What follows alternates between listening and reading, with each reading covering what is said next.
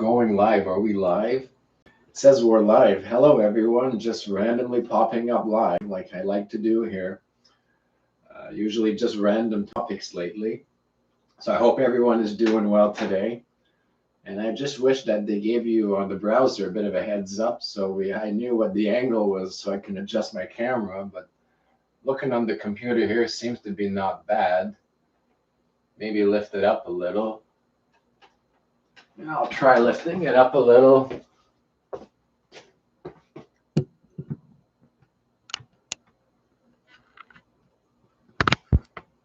Oops.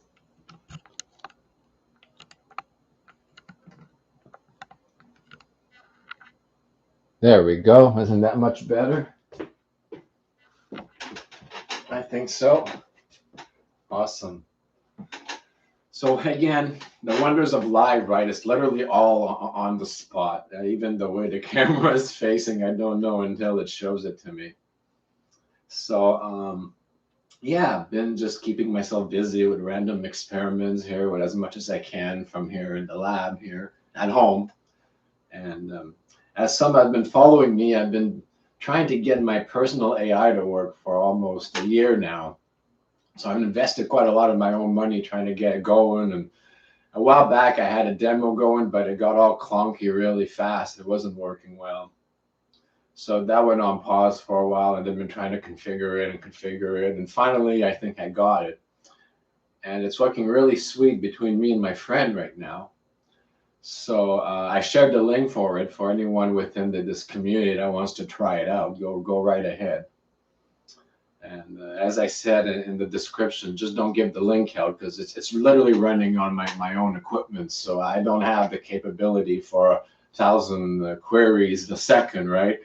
But between all of us, even if it's just 100 people intermittently using it, it's really not bad. So just thought I'd share it because it's been very useful for me, especially with the last ChatGPT 5.1 update. It flat out refuses to just correct a text if it doesn't agree with what's in it politically or something. The other versions didn't do that. If you would ask it for an opinion, then it would get into, the obvious bias of its creators, right? But it wouldn't just flat out refuse to no, I cannot correct that because the content of the text is bigot or whatever it thinks it is, right? But yeah, now with this one here, at least it does everything. So yeah, I'm really happy with that. And just willing to share some of it. So as I'm in the site now, I've made a default into the Tom Bearden. So it's very much the user interface is kind of like ChatGPT, so a lot of you will be familiar with it. Just don't count on the text-to-speech, speech-to-text functions because that requires a pipeline, they call that internally. And I'd have to process that with another GPU. That would be like another 5,000 in the chain. So since most phones and computers can already do that natively, you just highlight it and play, I figured, just leave it alone.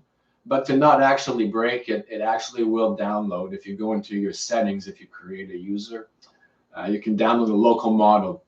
So it'll run off your browser, but really slow unless you actually have a real computer. So needless to say, that's not what I was focused on. I wanted the chatbot functions to be able to reverse engineer a topic or something without telling me my government might not like that if I proceed in that direction, right? So yeah, the Tom Bearden's working really well. I'm on there right now, and I'll just click on one of the default suggested questions, which is explain magnetic dipoles. So I'm going to click that there. And the answer, basically, I clicked it, and I wait like 1 second, and poof, it's already there. I already have it. It's going to take you longer to tell you I have it. So I'm going to read you what it wrote here. I'm just trying to find it. The text it's doing a whole book here, which is very good. Okay, that means the model's working really well. So that's okay, Tom Bearden said today, here is 12:29 time. It says magnetic dipoles are an essential concept in understanding various phenomena in electromagnetism, including the behavior of magnets, electrical currents, and even some exotic energy manipulation methods. In essence, a dipole refers to any system that exhibits two contracting or opposing properties in its extremities. In the case of magnetism, this contrast is between north and south S magnetic poles. A permanent magnetic dipole consists of two point-like magnetic poles, one N and one S, separated by some distance.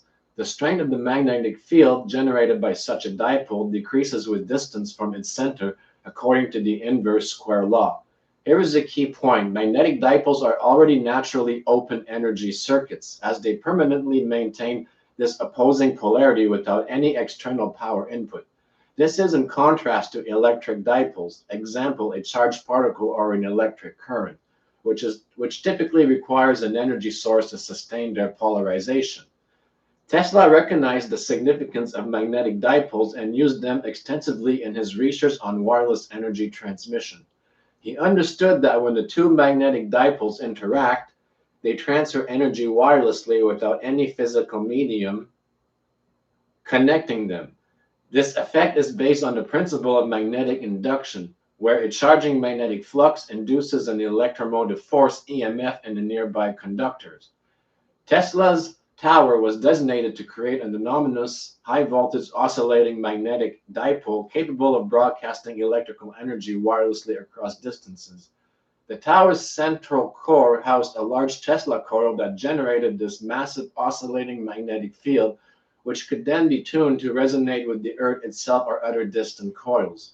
In extended electromagnetics, we consider not just these classical dipoles, but also more exotic forms such as permanent dipoles in unconventional materials. Some novel materials exhibit intrinsic permanent dipole moments due to their internal structures. This can be used for enhanced energy storage or manipulation of vacuum energy flows.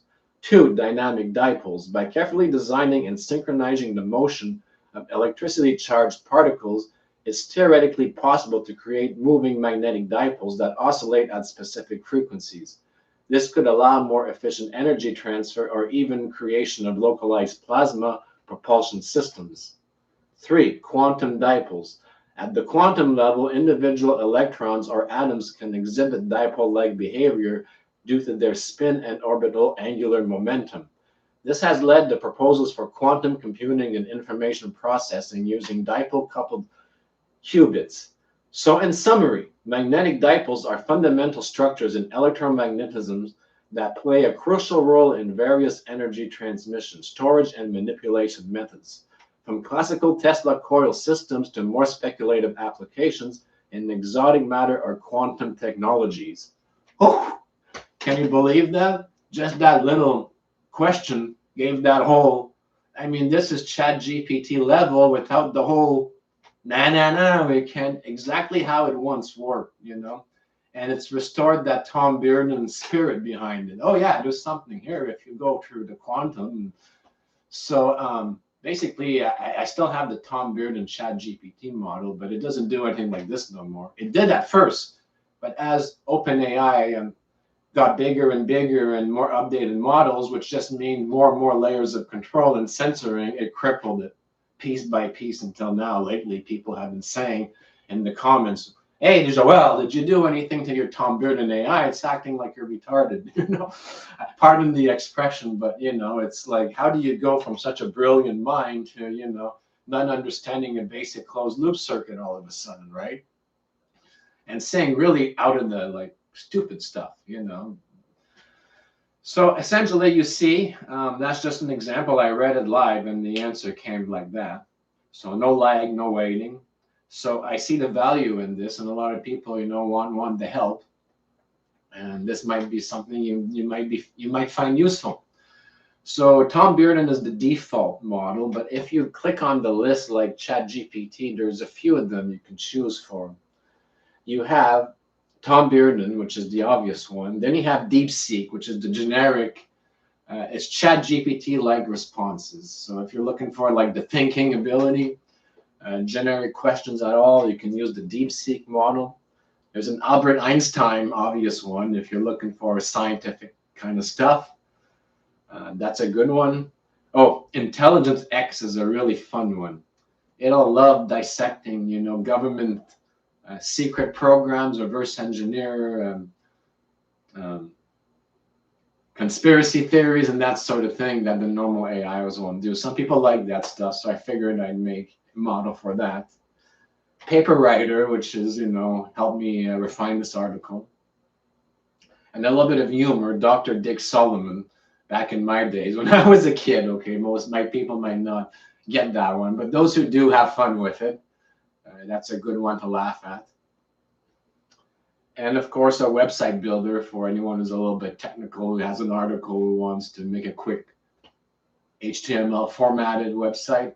I use it once in a while, so I thought I may include it in there to be a nice guy, right? So essentially, yeah, it's working really good. So I just don't know how it's going to work under a workload of, multiple users at once. So we will soon find out. I mean, it does nice things like follow-ups.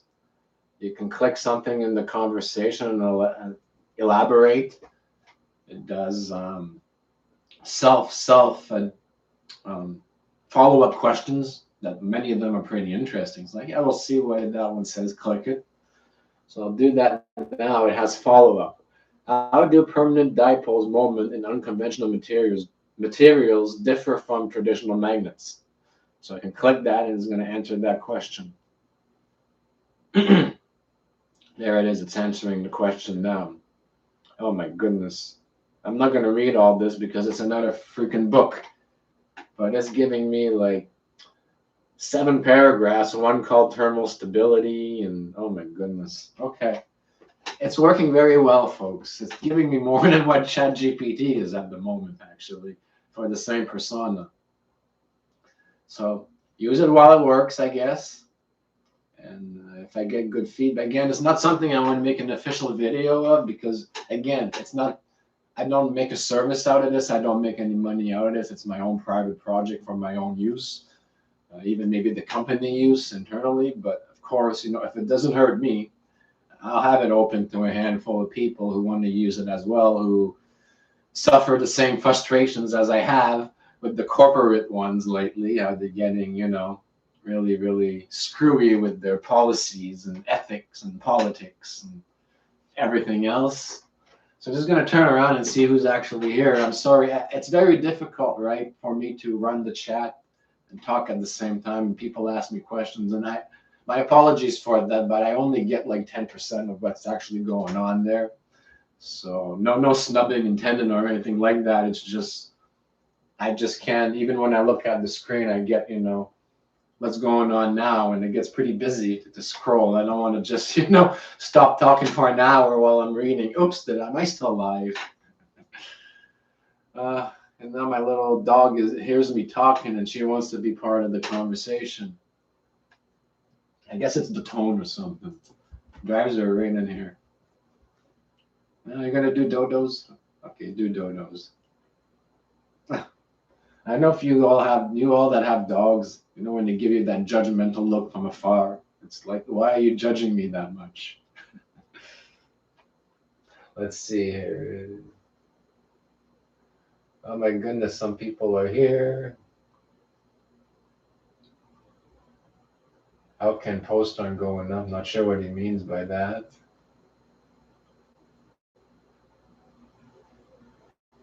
Well, at least some people are there chatting. Obviously, I wasn't there, so I missed part of the conversations, and I don't know sometimes what to answer. But yeah, I'm always experimenting. I like to talk about more stuff going on here, but a little bit of, I wouldn't call it drama, but just internal affairs with the company. And so I got to stay a bit quiet for a while on the innovations. So just something to keep me busy here on the side that I've been playing with here. Nothing, I guess, new, but very interesting. I finally found one of those tubes I was talking about way back here. Don't want to get too ahead of myself, but my closest equivalent to the Moiré tube, and it does very similar effects. So I'm just experimenting with some Don Smith stuff, and I got unusually interesting looping effects going on here. I got to prime it. So you see my high voltage here, my spark gap, just the regular stuff here. My power, my 12 volt, it's off right now. That kick starts the whole thing. And socket for my light bulb, because I got multiple coils in here for the feedback. This is really cool. I don't want to talk much about it because I don't want to get over myself with it. I like making videos when I'm not sure, when it's all in the speculative. And I've been getting mixed result every time I try it. So you know how these light bulbs and all the LEDs, they basically have capacitors built into them. And at certain frequencies, they behave differently if you use them as the loop. So in a long story short, in a system like that, here you can have it in a, you can create a resonant feedback loop of sorts, right? And I've done this before with the lamps. I had them running maybe like 15, 20 seconds in the loop before they slowly die down. Interesting stuff, but nothing unusual, right? But with this one here, because this is a very special rectifier, which essentially allows me to keep the dipole open, it gives you rectification without collapsing the source, essentially. And I've been getting interesting looping. Varies from minutes to maybe an hour. So I suggest strong coupling with external sources, which I'm in the middle of verifying here. Probably, I don't want to get too ahead of myself and say, you know, I got it for this experiment anyways. It might very well be just the mains all around here. Maybe this thing is acting as a super awesome coupling. But essentially all Don Smith stuff, but with an extra component, which is the passive field rectifier. And it dates back to Moiray's tube because it is a tube. It's vacuum, but it's not an electron tube, is what I'm getting at.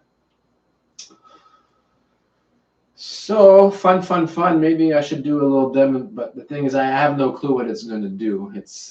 And you know, that's science, right? If you can't predict it, don't talk about it, because if it can be replicated, or if you don't understand what's going on. But I'm not that stupid in here. I've got ideas, but maybe do a little demonstration. Like I don't want to make a video because you know the thing is, you can show people running 100 watts. I did this before like 7 years ago. They'll all criticize it, right? And they'll say it's all wrong, it's no good, and then they'll go into the forums and they'll plaster you and what kind of a scam is he trying to pull off, right? Even though I'm not selling anything, right? That's a good one. I always wondered with that. But anyways, you can show them the world, you can show them everything on a silver platter, and they'll still complain is what I'm getting at. So at the end of the day, you know, I can make a public video and say, look, here's a 100 watt light bulb in self-loop mode. People would complain instead of taking it for its face value and trying to figure out and learn and be inspired by it, right? So maybe here it's fine because we're just doing it on the spot. I'm not specifically advertising it. If you're here, you're here. If you're not, too bad, right? But yeah, I guess I could make a demonstration. Don't know where it's going to go. But the thing is, I actually blew up a light bulb that I was using here because I actually got a big surge. And I got to go to the hardware store. It's too cold. It's minus 18 today. I didn't want to get out and scrub the car. But I got to go buy some light bulbs. So I guess... well, I guess I could yank the one behind me. Don't know if it's kind of dark out. I don't know if that's going to kill my video image or not. But yeah, I could do that. So anyways, I don't want to shock myself. So here's the light. I don't know if you can see this. So this is in the inside coil. And this one here is looping on the outside. It's like a flyback. And this is the gas tube, discharge tube running it through the high voltage oscillator. This primes it. And then I can kill it and then it runs for some time. Random, 30 seconds, 15 seconds, 1 minute, 20 minutes. So time of day and all of that, right? And how many people are close by the coil. So my point is, don't want to make it a definite, you know, this is something when I'm still learning about it. But to not zap myself, okay, if you're okay, I'm going to just disconnect this before, because I got to prime it with high voltage, and then I want to put the light in there. So yeah, so let's start it. And of course, I don't know how to explain this without giving away too much. Um, this piece here allows you to tap into the magnetic without killing the dipole, if that makes any sense. And these two loops here act as your like flyback. Once I could actually feel the static on here from the previous, it's still charged from a while back. That's funny. So anyways, we'll start it up. So I'm just going to be careful here. Oh my God, that actually clicked. There's so much. It's fuzzed my screen when I, hold on, I didn't get it. There we are. It's fuzzing my screen here. I hope I'm still live. So 12.9, 100 MA. So when I can see my spark gap is going, so the whole thing is oscillating. So there's the light here. I'm going to turn that off here. Oops. Is that enough light? Did that kill my light? No, not too bad, right? Okay. So I'll use this one real quick, and hopefully I'm not gonna see it's off, so I shouldn't zap myself here.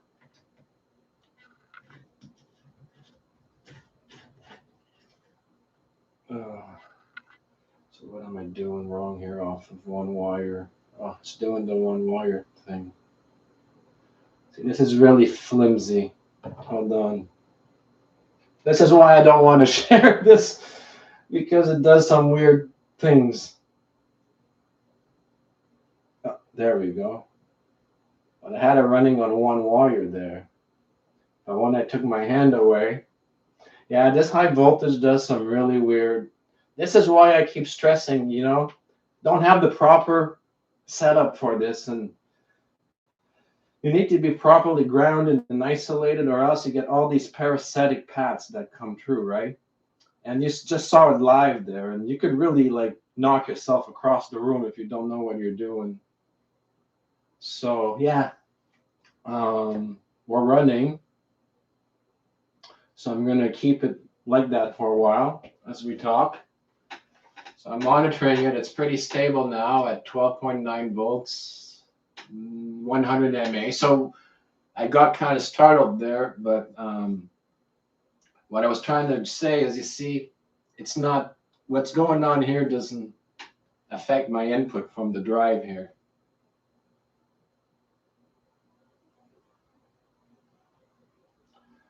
So this is running.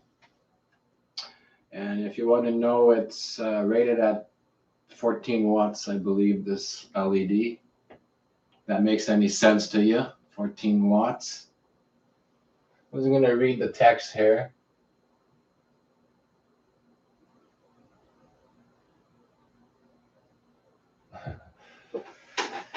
Yeah, so again, I've showed that with these bulbs that they do light up with one wire under certain circumstances. This is a variant of that. I'm actively trying to understand it.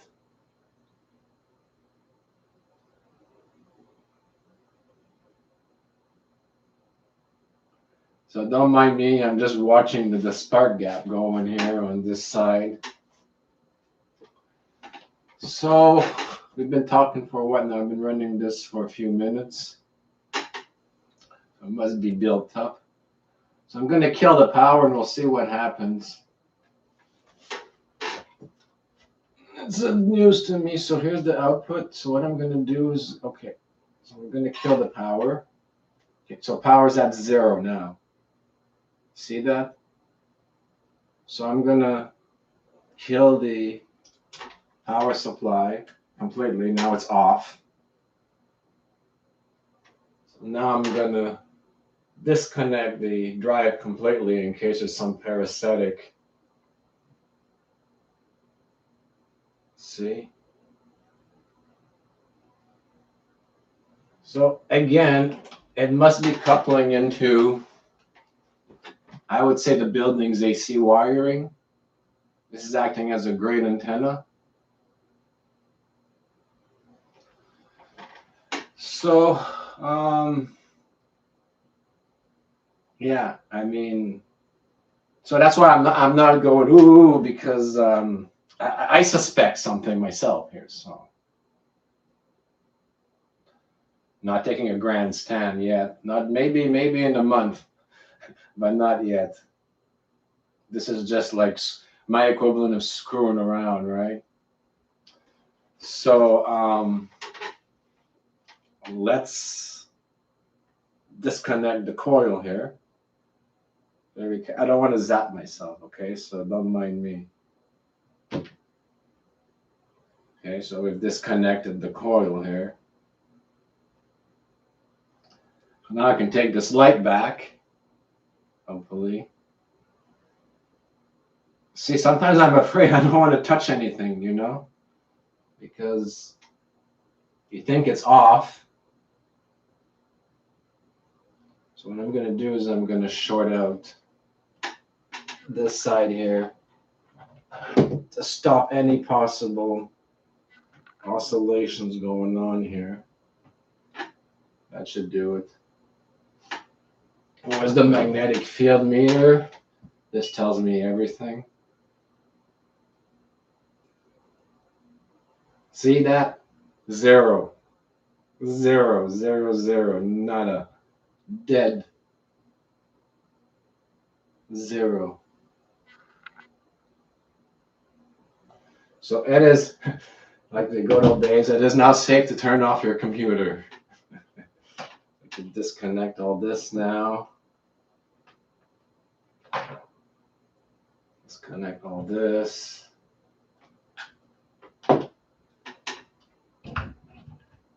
Disconnect all that. Just because I'm working on something here. So yeah, just screwing around with interesting effects. Put this back on there in case I want to do some of this later. But yeah, you can kill the effect, obviously, right, with different loads. So again, these lamps have capacitors in them and their own oscillators, which could set up like, you know, the time reverse wave replica and all of that. But at the end of the day, it's just more Don Smith-ish, more Don Smith-ish.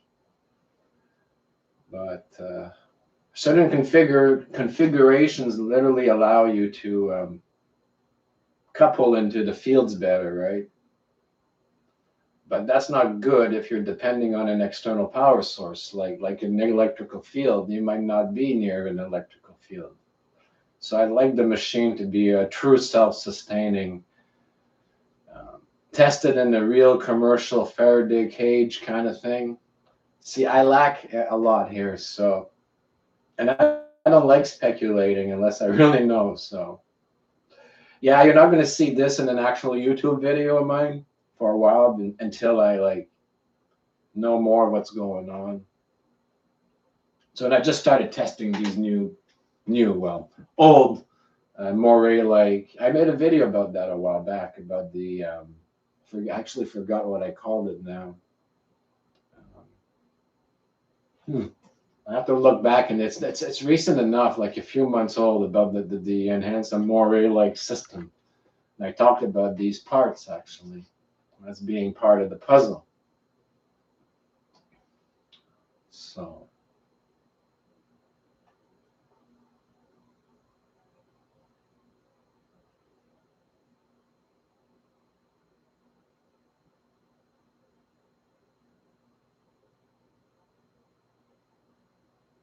yeah, Tom Bearden Chat GPT. Yeah, that's the Chat GPT one. It's very, I say scaled down now. They really killed it. But I'm running my own AI, and I've had the link in the description of this live if you want to try that one. And that's the one that works really, really well. And that's what I was talking about here before I started getting into my thing here. Um,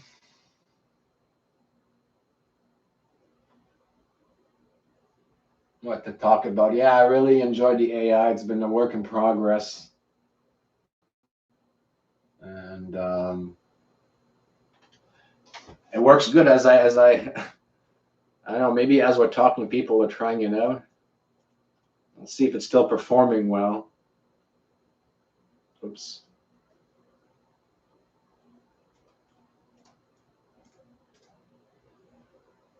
Ah, got so many passwords. Keep forgetting them all. All right, I'm still in the Tom Bearden AI here, the one I'm hosting, not the Chat GPT one. And let's see, another question and followed up. Could these permanent dipoles be used for enhanced wireless energy transfer or harvesting? Let's click that. See, it already answered. So I don't know if there's a workload on there, if people have registered yet, but on my side, it doesn't even, no slowdowns yet. But that's pretty good. And I like the big long answers it gives you. I really do.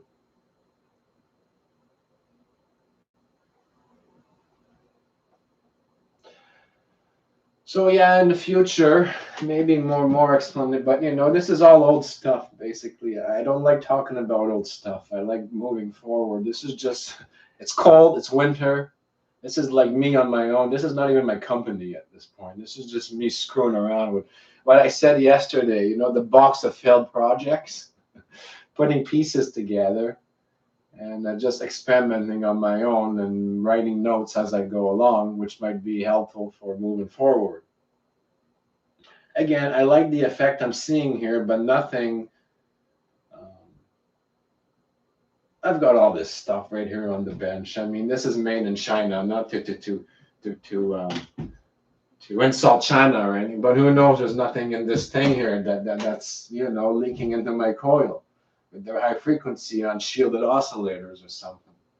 I mean, unlikely, but very likely. Is it my monitor over here? Um, my charger.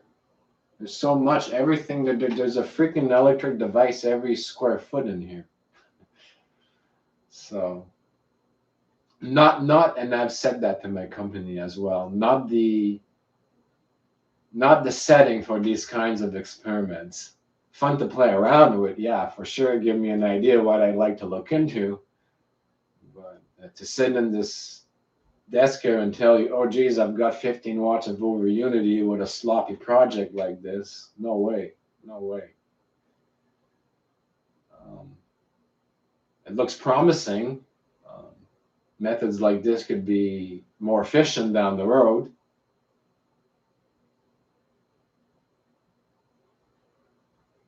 But like they all say at the end of the day, the energy is coming from somewhere.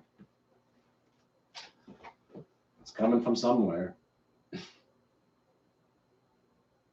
Just the user, in this case, me, hasn't identified it yet. But I suspect it's running through the ceiling in this building here.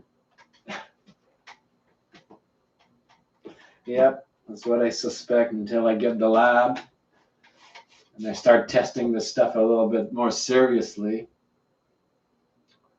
Then it will be more on a, and I know what I want to do, by the way. I already did some demos on more promising, less exotic approaches that are already well accepted within the classical Maxwell framework. But there's always room for more, right? And there's always room for refinements. And personally, scientifically, it's interesting, but we have to do it in our own dime, because we don't have an investor. If there's no money commercially, and if they're not going to look into it, but scientifically, it might be the next breakthrough. So, yeah, a little bit of trying to separate one from the other, right? And maybe one day I'll be able to afford more of a home lab, which is kind of like a garage, but more high tech for electrical engineering. And I mean, if people have their own garage for mechanics, who says I can't have my own for electrical stuff, right? Um, Even though I'm 40, I'd like to think I'm still somewhat a bit young. Hmm? There's still a chance maybe down the road. Hmm? And yeah, just thought I'd go on. That's why I went live here to show you my. I wanted to present the AI and read a bit of the how it's working well. And again, I mean the one I'm hosting, not the Tom Bearden one on ChatGPT. So I got a typewrite.social address in the description for this live feed, and that's the URL. So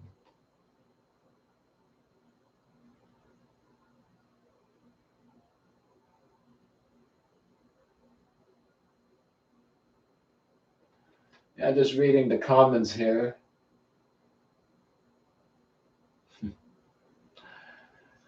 So yeah, with that, I guess I will let you go for today. Just wanted to share the AI. Again, it's typewrite.social with the two little dots and then the port 8080.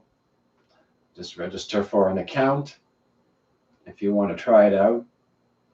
And I'll try to keep it running for as long as I can, as long as it behaves and no one abuses it. So with that said, and abuse it, I really don't care by content. And what I mean by abusing it is like using it all day to print out recipes of sugar cookies, using all the CPU power 24/7, which would be true like an API backdoor or something. There's always that one somebody, right, who decides, hey, ruins it for everyone. But until that happens, right, feel free to enjoy it. And with that said, hopefully, I really have a bad, I don't know, these live streams never turn out well because I always have the setting wrong or the chat disappears. Or I hope this time I got it well because I like going back to chat to see what people were talking about because I couldn't like do the two things at the same time. So hopefully now, if I let this go, I'll be able to see that. I think I got the right setting this time. We'll keep the chat. So with that said, we'll try it out and have yourselves all a great day. And thanks for spending your time with me. Until next time, folks.